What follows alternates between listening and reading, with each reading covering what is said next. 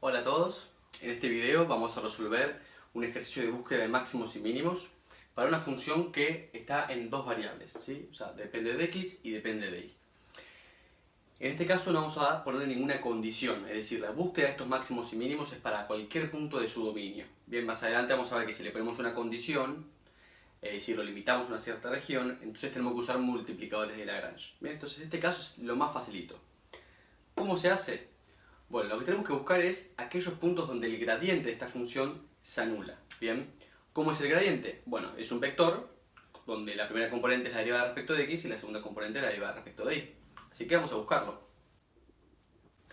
Fíjense que aquí lo que hice fue derivar respecto de x y aquí lo que hice fue derivar respecto de y. Si alguno tiene alguna duda de cómo se hace para derivar cuando tenés dos variables, por favor coménteme que de última hacemos un video más en detalle, ¿no? Para poder tratar este tema.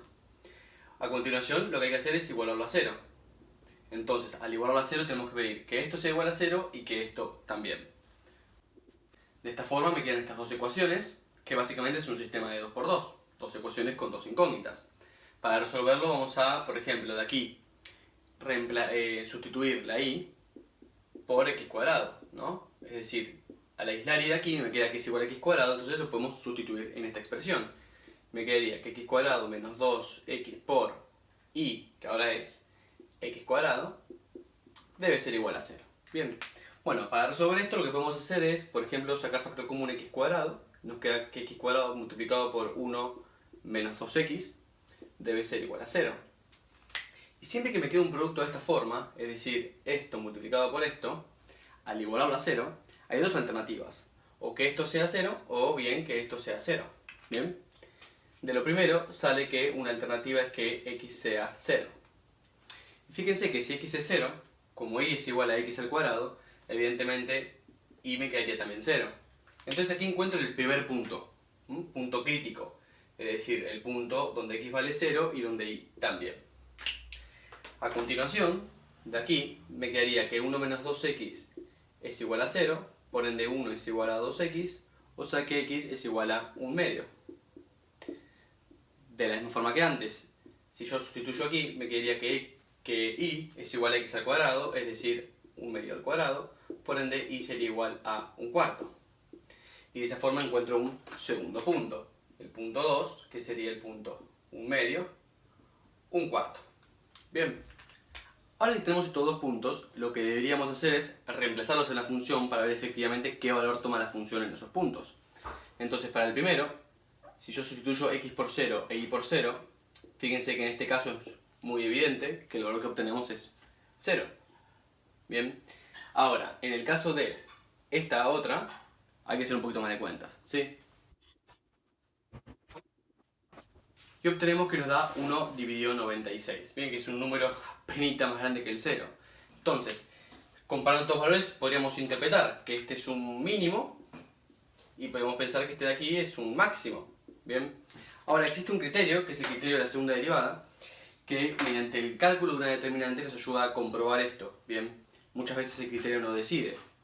¿Qué quiere decir este criterio? Nos dice que construyamos una matriz y hagamos su determinante, donde las componentes de esta matriz son, aquí, la derivada respecto de x, pero la derivada segunda, es decir, derivar dos veces. Aquí la derivada respecto de y, pero dos veces. Y aquí las derivadas cruzadas, respecto de x y luego respecto de y, y aquí respecto de y y luego respecto de x. Nosotros ya teníamos las derivadas de antes. Bien, teníamos que la derivada de f respecto de x era x al cuadrado menos 2xy. Por ende, la segunda derivada la sacamos fácilmente volviendo a derivar esto de acá. Es decir, nos queda 2x menos 2y. Bien, esto de acá lo podemos borrar. Luego, para esta de aquí, nosotros teníamos que la derivada respecto de y, que la habíamos calculado hace un rato, era, yo la borré así que la estoy calculando de vuelta, era menos x cuadrado más y. Entonces, si volvemos a derivar esto respecto de y, ¿qué nos va a dar? 1, ¿bien? Entonces esto lo borramos y ponemos 1. Ahora, esto de aquí es la derivada que está respecto de x, derivarla ahora respecto de y. Es decir, esto derivado respecto de y. De esa forma nos quedaría menos 2x.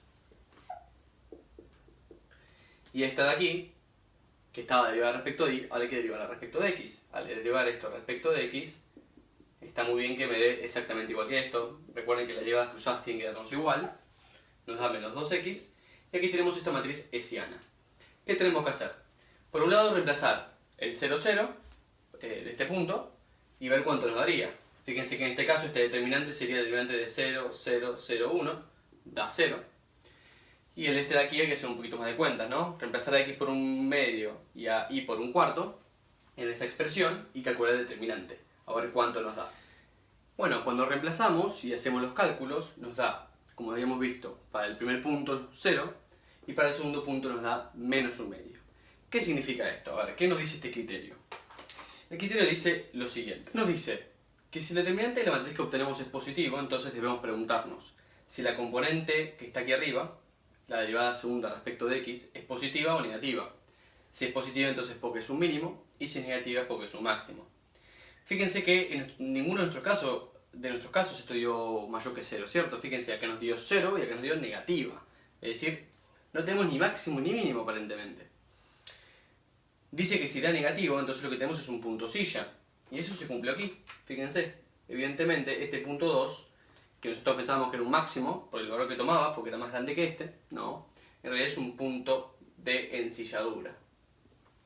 Y por otro lado, cuando el determinante da 0, que es lo que nos pasó en el primer punto, dice que el criterio no decide. Esta segunda derivada no nos puede decir si es un máximo, si es un mínimo o si es un punto de silla. Y para poder averiguarlo deberíamos tratar de analizarlo por otros métodos. Es decir, una buena forma es hacer las curvas de nivel, por ejemplo.